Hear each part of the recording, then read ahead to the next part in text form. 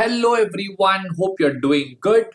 I'm also doing great, friends. I'm coming live with this exciting news that for those students who are writing their exams in the upcoming May 2026 examination, for them, I have launched a free MCQ session in my YouTube channel. As a part of this MCQ, every day I will be posting one MCQ in my channel.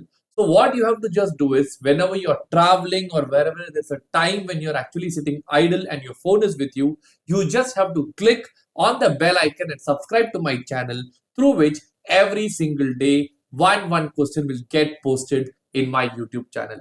By doing so, in a month you will cover 30 questions. In 5 months you will be covering 150 questions, and each of these questions I will be explaining the logic and solving it.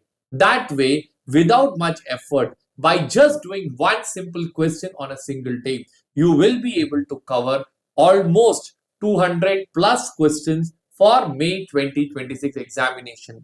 So gear up, friends. I will be studying with you. Let's study together. Let's win together. Thank you so much.